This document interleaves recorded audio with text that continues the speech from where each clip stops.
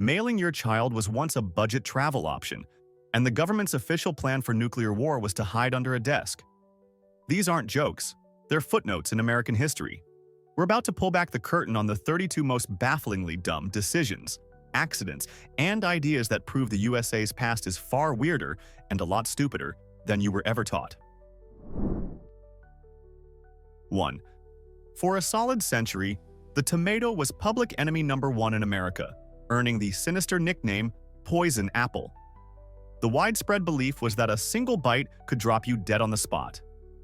This mass panic stemmed from what is possibly the dumbest 1%er problem ever recorded. The wealthy dined on pewter plates, which were loaded with lead.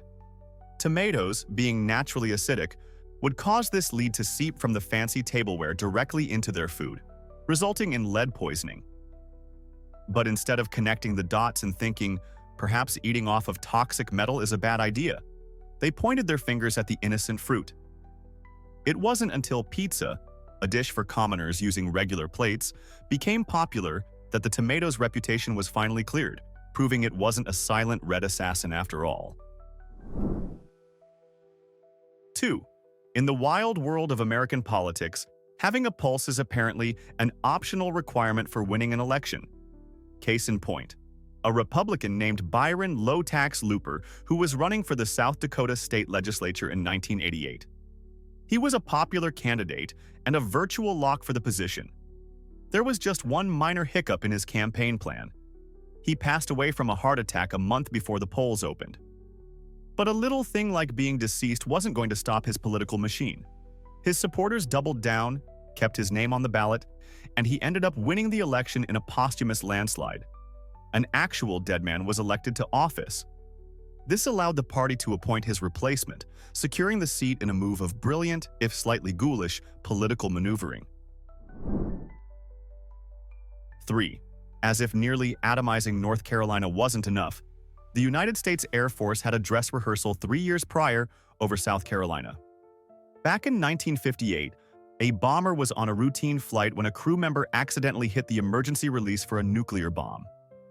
Thankfully, the bomb's nuclear core wasn't installed, but it still fell 15,000 feet and landed squarely in the backyard of a man named Walter Gregg. It obliterated his children's playhouse, left a 70-foot crater in his garden, and injured his family with the blast from its conventional explosives. When Mr. Gregg, understandably upset, complained about the unannounced delivery, the Air Force compensated him with a generous sum of $54,000. It's a chilling reminder of a time the government accidentally bombed its own citizen and then settled the matter like it was a minor traffic incident. 4. Try to imagine walking into a 5-star restaurant and ordering the inmate's dinner, only to be served a massive lobster. In colonial America, this was the grim reality. Lobsters were so absurdly abundant, they were considered the ocean's equivalent of rats. They'd wash up on shore in enormous, writhing heaps and were treated like sea garbage. People used them for fertilizer, fish bait, and most infamously, as a primary food source for prisoners and indentured servants. It reached a point where a group of servants in Massachusetts actually took their masters to court, demanding a clause in their contracts stating they wouldn't be forced to eat lobster more than 3 times a week. People literally used the legal system to avoid eating what is now a symbol of decadent dining. 5. During the Wild West era, land claims were no joke. The Homestead Act often demanded you build a dwelling on your plot to prove you were serious. But one man in the 1850s saw this rule not as a barrier, but as a challenge with a hilariously exploitable loophole. He constructed a miniature dollhouse-sized structure, just barely big enough to count as a dwelling, and cleverly attached it to the bottom of a hot air balloon. He would then drift over huge swaths of unclaimed Oregon territory, gently lower his tiny house to the ground, and proudly proclaim, "There's my home, which means all of this is now my property." He weaponized a flying dollhouse in an attempt to become one of the West's biggest landowners, a true master of following the letter of the law while completely ignoring its spirit. 6. If you think today's political candidates are a joke, let me tell you about Mayor Klay Henry of Lajitas, Texas. He was an actual goat. And no, that's not a clever metaphor for a stubborn politician. I mean a 4-legged, hay-eating, literal goat. The town elected him in the 1980s based on a single, unwavering campaign promise. He would drink any beer you placed in front of him. And honestly, he fulfilled that promise with more integrity than any human politician ever could. His primary mayoral function was to get completely wasted for the amusement of tourists. He never lied, never started a pointless conflict, and never raised taxes. He just drank beer. By any reasonable metric, he was one of the most honest and effective leaders in American history. 7. Today, the biggest concern in football is concussions. But in the early 1900s, the concern was that the game was basically a televised gladiator match. Before the invention of proper helmets and pads, American football was a savage, unregulated spectacle of violence. Formations like the flying wedge were essentially designed as human battering rams to inflict maximum physical damage. The brutality was so out of control that during the 1905 season alone, at least 19 players died on the field from injuries like broken necks, internal hemorrhaging, and being repeatedly kicked in the head. It wasn't a game, it was organized, mutual assault with a ball somewhere in the vicinity. It got so deadly that President Teddy Roosevelt himself had to step in and threaten to outlaw the sport, unless they figured out a way to make it less fatal. 8. Think your parents are frugal. In 1914, when the U.S. Parcel Post Service was new and its rules were still being figured out, an Ohio couple faced a dilemma. A train ticket for their 4-year-old daughter was expensive. Then, they had a stroke of pure American ingenuity. They discovered it was significantly cheaper to classify their child as livestock and simply mail her to her grandmother's house. So they did just that. They stuck 53 cents worth of stamps on her coat and handed her to a very confused mail carrier. Imagine his day, delivering bills, a magazine, and a small child. This practice actually became popular enough that the government had to intervene and officially clarify that, no, you cannot mail your children, regardless of the potential savings. 9. The 1950s was a wild time of atomic fever, an era where everyone thought nuclear energy was the magical solution to everything, including your daily commute. This led to the creation of the Ford Nucleon, a concept car that was to be powered by a personal nuclear reactor conveniently located right in the trunk. The plan was simple. You'd drive for about 5,000 miles, then casually swing by a nuclear refueling station to have your depleted uranium core swapped out. Ford essentially designed a family vehicle that doubled as a mobile radiation hazard. Just imagine a simple fender bender in the mall parking lot triggering a miniature Chernobyl.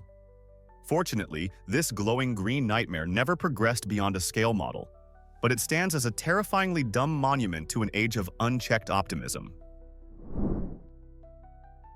10. There are bad days at work, and then there's the day you almost nuke your own country. In 1961, a B-52 bomber carrying 2 hydrogen bombs, each one hundreds of times more powerful than the bomb dropped on Hiroshima, broke up in midair over North Carolina. As the aircraft disintegrated, it jettisoned its apocalyptic cargo. One bomb's parachute deployed correctly, and it landed harmlessly. The other bomb, however, went through nearly its entire arming sequence during its descent. When recovery teams found it buried deep in a muddy field, they discovered that 5 out of the 6 safety mechanisms designed to prevent exactly this scenario had failed. A single, notoriously unreliable, low-voltage switch was the only thing that prevented the entire East Coast from being turned into a crater. 11. In 1869, America was captivated by the Cardiff giant, a 10-foot-tall petrified man unearthed on a farm in New York. It was hailed as the discovery of a lifetime, drawing in scientists, religious figures, and hordes of paying spectators to gaze upon what they believed was a relic from a biblical age of giants. There was just one tiny detail. It was a complete and total fraud. The entire spectacle was cooked up by a guy named George Hull, an atheist who, after a heated debate with a clergyman, decided the best way to prove people's gullibility was to create a massive hoax. He carved the giant from a block of gypsum, artificially aged it with acid, and buried it for a year before arranging its discovery. He literally faked one of America's greatest archaeological finds just to win an argument. 12. Long before it was famous for anything else, Cincinnati, Ohio proudly held the greasy, glorious title of Porcopolis. Throughout the mid-19th century, it was the undisputed global center of the pork packing industry. The city's entire existence was so deeply intertwined with pigs that it was completely normal for massive herds of them to just wander the streets. These swine acted as the city's unofficial sanitation department, gobbling up garbage and loitering on street corners like they owned the place. You have to picture a bustling city where the air was thick with the smell of bacon and the constant, deafening oink of thousands of pigs marching toward their delicious doom. It was a uniquely American era where a major city was quite literally built on a mountain of pork. 13. We take certain civil protections for granted today, but for a shockingly long time in American history, some cities had laws on the books designed specifically to criminalize being unattractive. These were known as the ugly laws, and they were every bit as awful as they sound. Beginning in the late 1800s, cities like Chicago and Omaha made it illegal for any person who was diseased, maimed, mutilated, or in any way deformed so as to be an unsightly or disgusting object to be seen in public. If a city official decided you weren't pleasant to look at, you could be fined or even thrown in jail just for walking down the street. It was a government-enforced policy of, if you're not pretty, you don't get to go outside. These laws weren't fully repealed until the 1970s. 14. Hans Langseth was a Norwegian-American farmer who held a world record that, frankly, not many other people wanted, the longest beard in recorded history. His facial hair grew to an astonishing 17.5 feet long, which is longer than a minivan. He was so attached to it that he'd often carry it around bundled up in a pouch.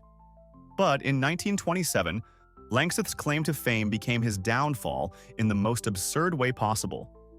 He accidentally tripped, not on a crack in the sidewalk or a misplaced object, but on his own monumental beard. The fall was so severe that it broke his neck, killing him instantly. The man was literally taken out by his own glorious floor-length facial hair. His family later snipped off the beard and donated it to the Smithsonian, where it remains a tribute to a man whose greatest accomplishment was also his undoing.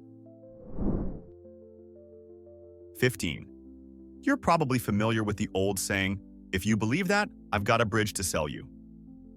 That phrase exists thanks to the legendary American con artist, George C. Parker.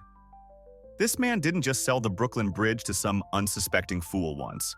He ran a thriving enterprise doing it, sometimes closing 2 deals a week. He would forge incredibly official-looking ownership documents, spin tales of the immense profits from toll collection, and convince gullible tourists they were making the investment of a lifetime. The police were constantly being called to remove his new owners, who would show up with tools ready to erect their own private toll booths on the bridge. The man was a master of his craft, a true embodiment of the American dream. If the dream was to sell public infrastructure you definitely don't own. 16. We've all endured some terrible mandatory team-building activities at work. Now, imagine your boss is the President of the United States, and his idea of team building is a sport he invented specifically to inflict pain on his staff. Welcome to Hooverball, the creation of President Herbert Hoover. It was a barbaric cross between volleyball and tennis, played with a 6-pound medicine ball heavy enough to knock out a grown man.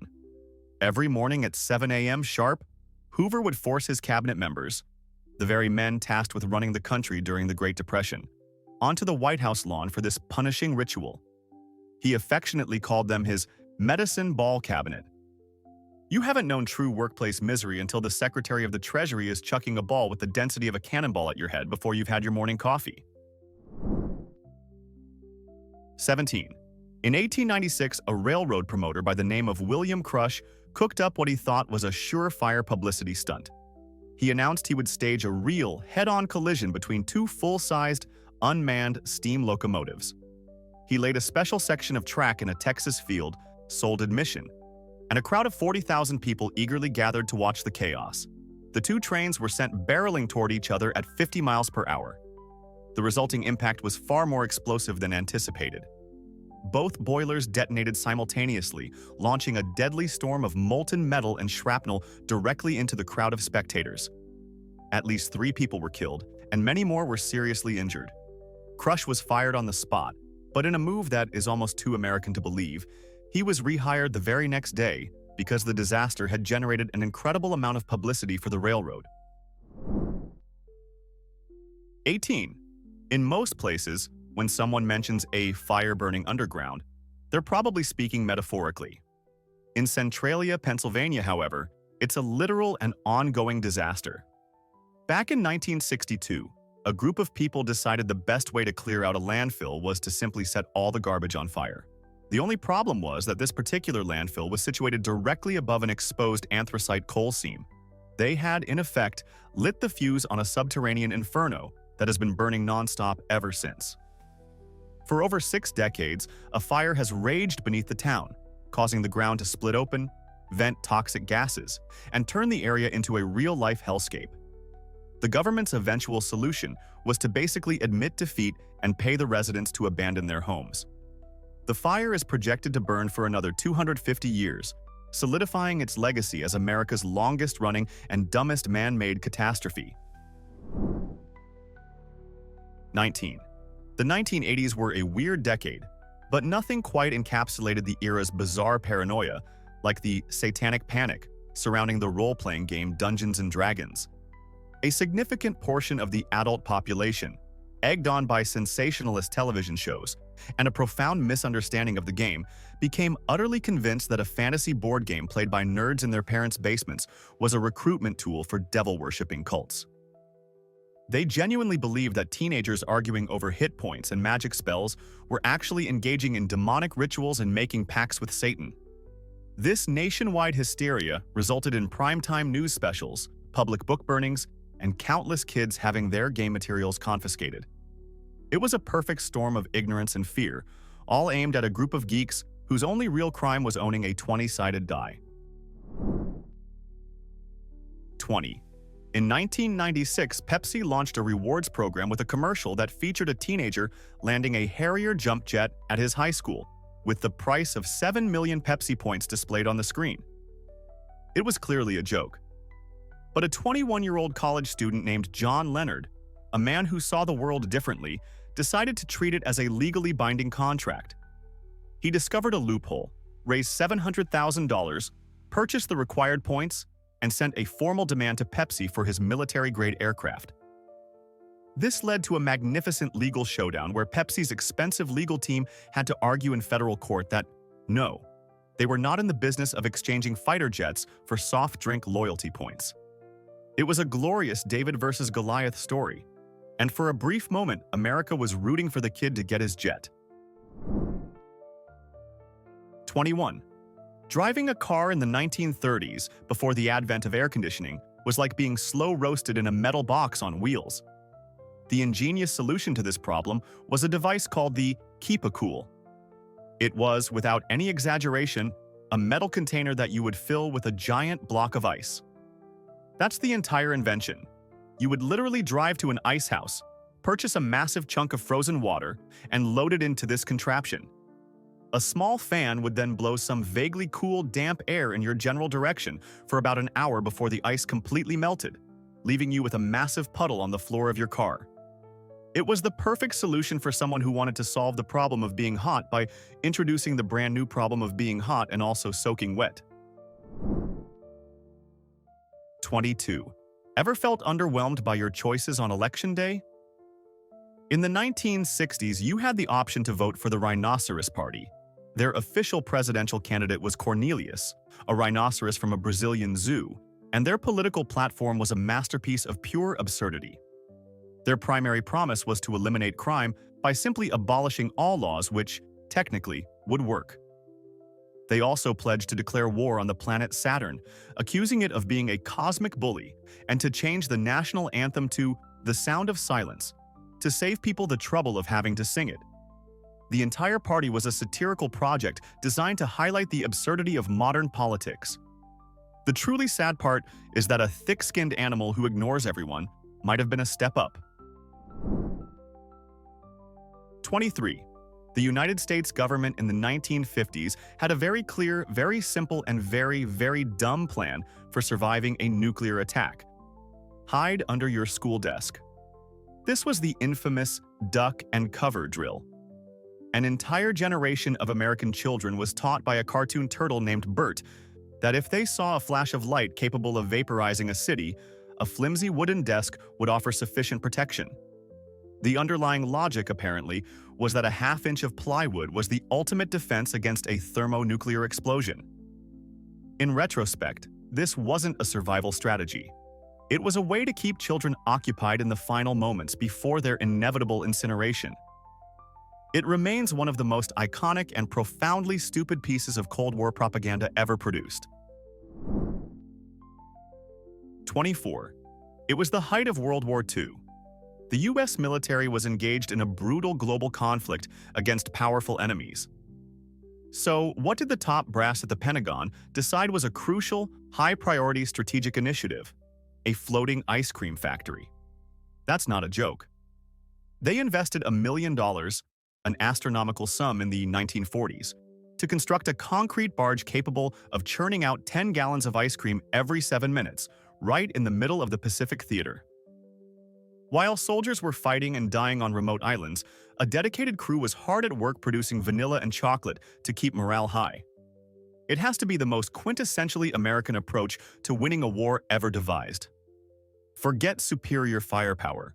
The secret weapon against the Axis powers was apparently unlimited access to frozen desserts.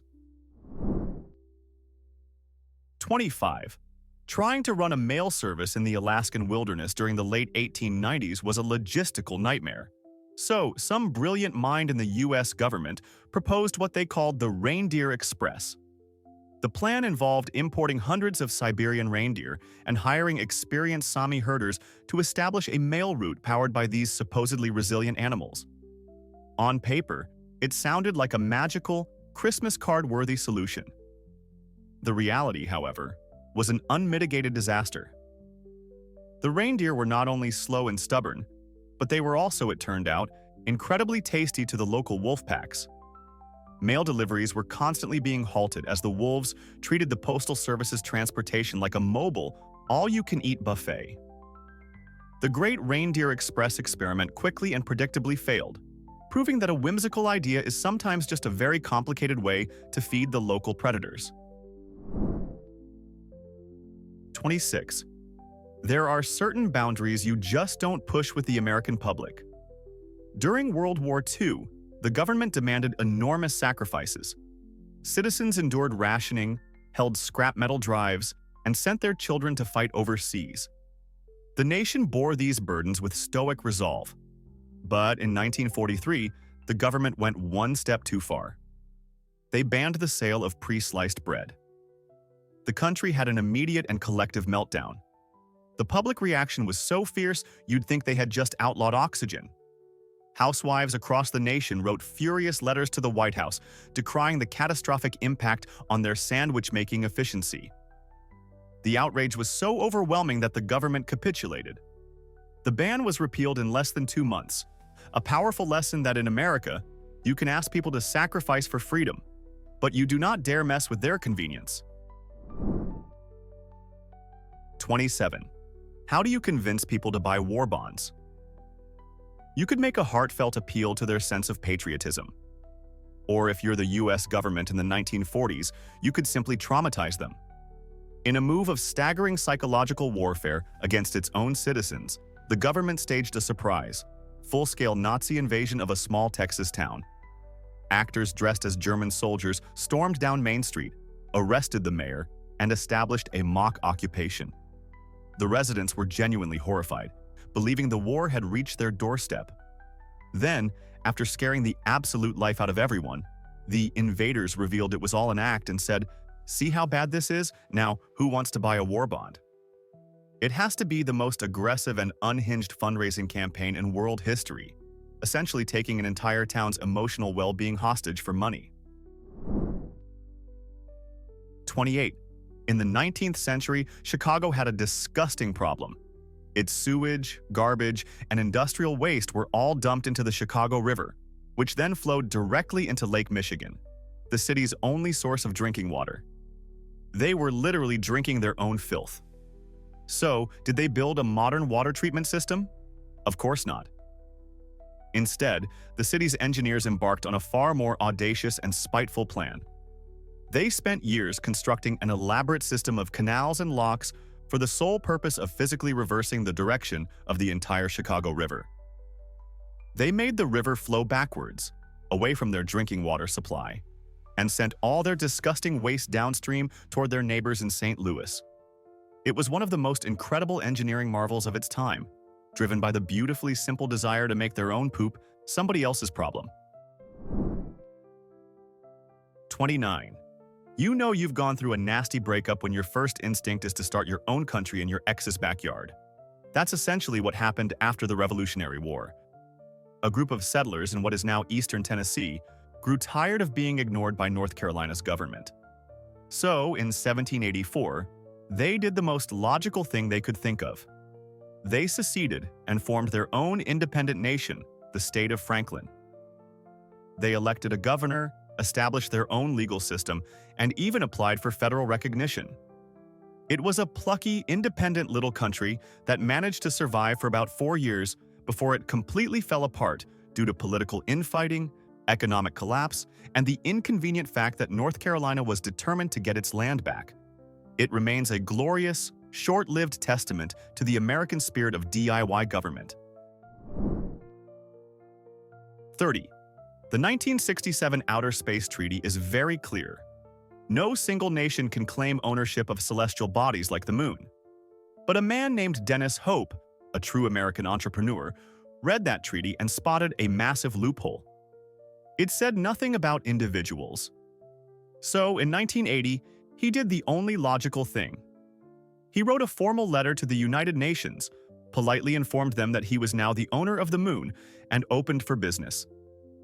For decades, through his lunar embassy, he has sold millions of acres of lunar real estate to people on Earth, complete with official-looking but completely worthless deeds.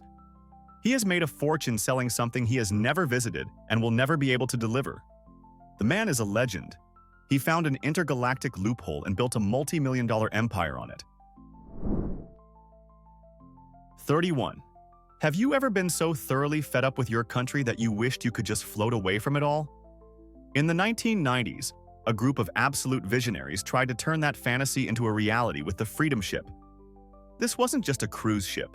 It was a proposed mile-long, 25-story-high floating city designed to have its own apartments, schools, hospitals, and even an airport on the roof. The idea was for it to perpetually circumnavigate the globe as a sovereign nation of the sea, completely free from the laws and taxes of any country. It was the ultimate libertarian fever dream.